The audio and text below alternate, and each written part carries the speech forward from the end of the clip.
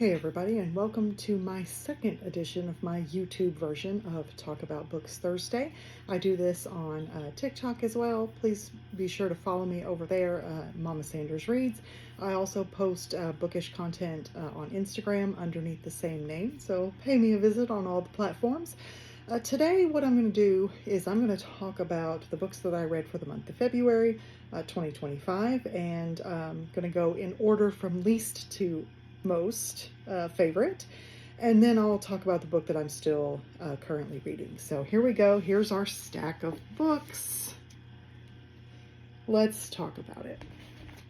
All right, so first up, I read Powerless, and this is my least favorite.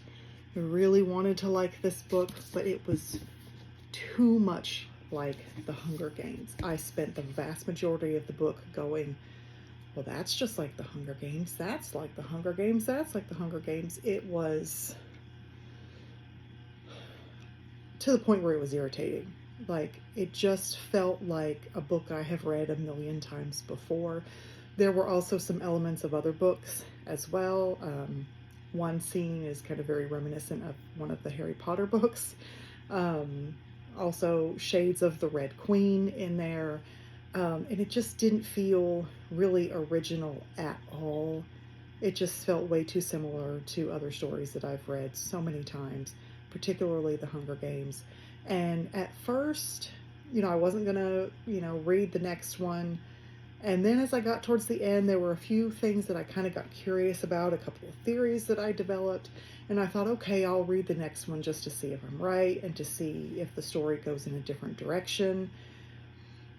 And then I thought about it, and I don't know that I actually will read the next one. There's two others. One of them is not even a continuation of the story. It's about her friend and knowing what happens to her friend in that book. I don't know that I want to read it.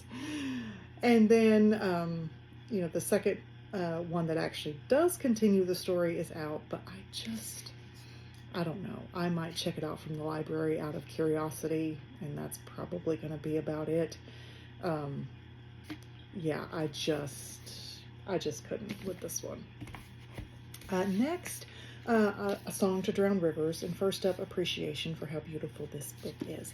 I really liked this one. This is a story of a woman in ancient China who was one of the four beauties of China, and if you guys have never heard of them before, look it up because it's really interesting, because they are women that were used for espionage, and that is what she's used for. Her name is Zishe. Please forgive me if I'm mispronouncing that, but she was sent to an opposing king's court and used to bring him down from the inside.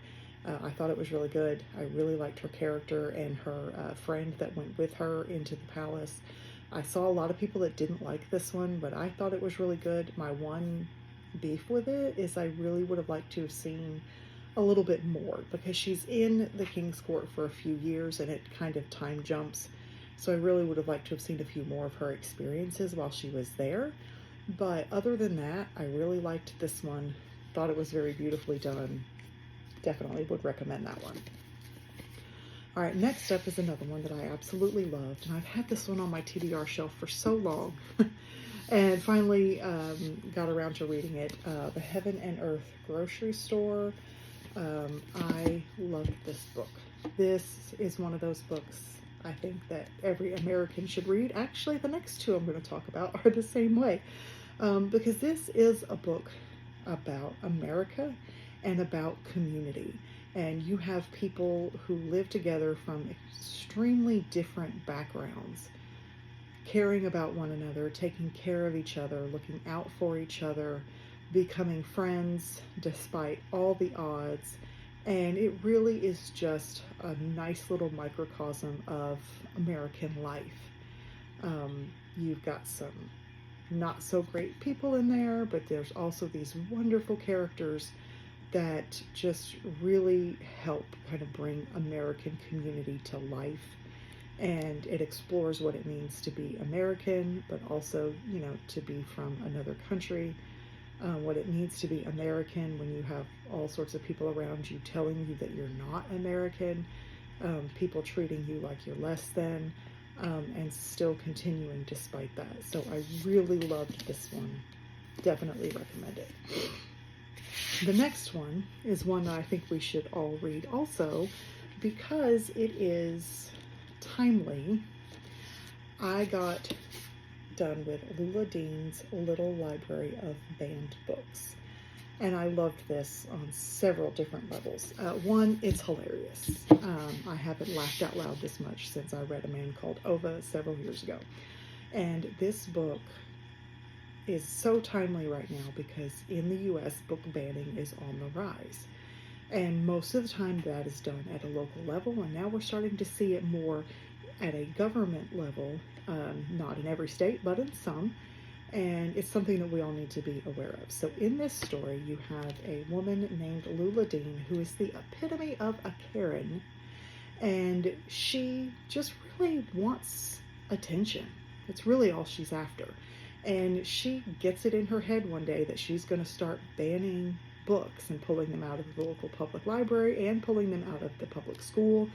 And she wants everybody to know that she herself is a very discerning reader. So she puts a little free library outside her house with all of these books that she says are appropriate.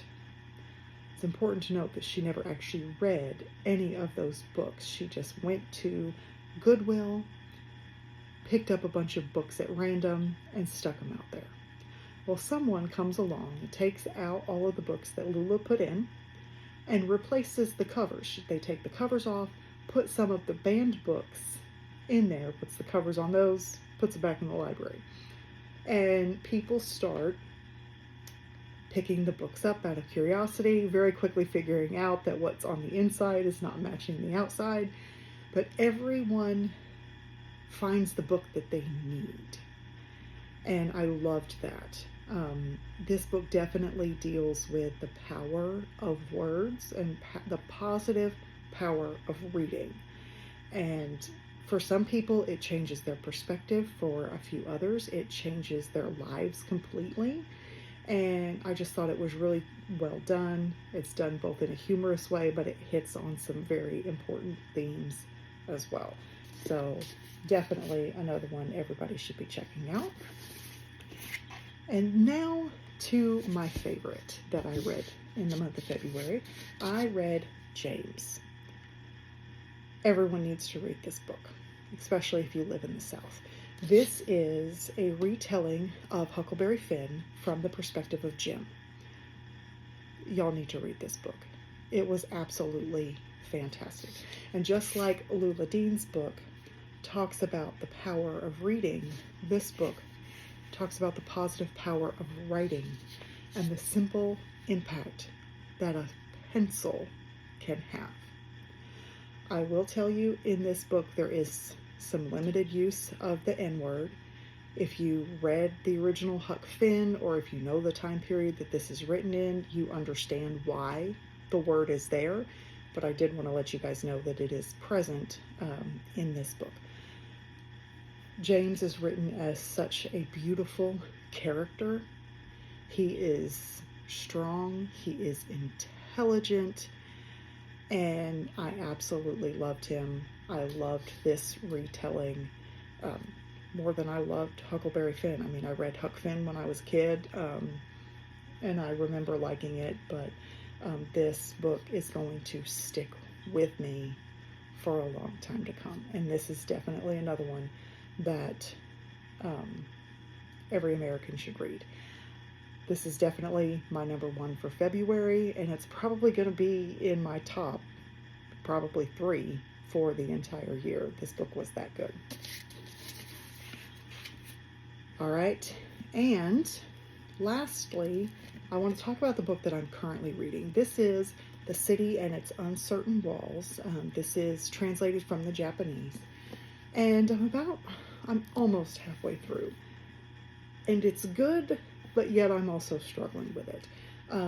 This is the story of, starts out with 2 teenagers, a boy and a girl. They're dating, and she tells him about this city, and she says, this is where the real me lives.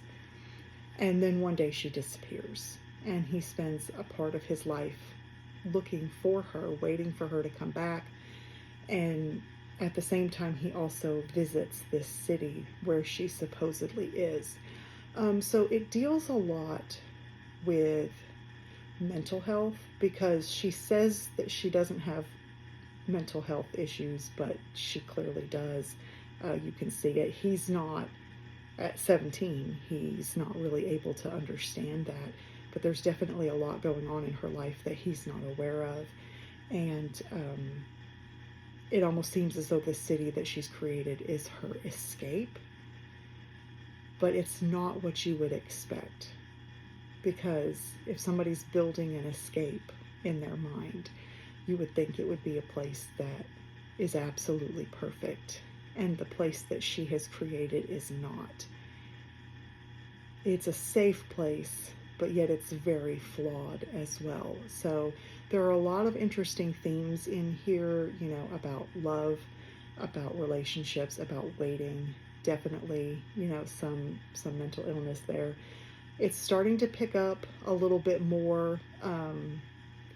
There's a little bit of a mystery now going on with one of the characters.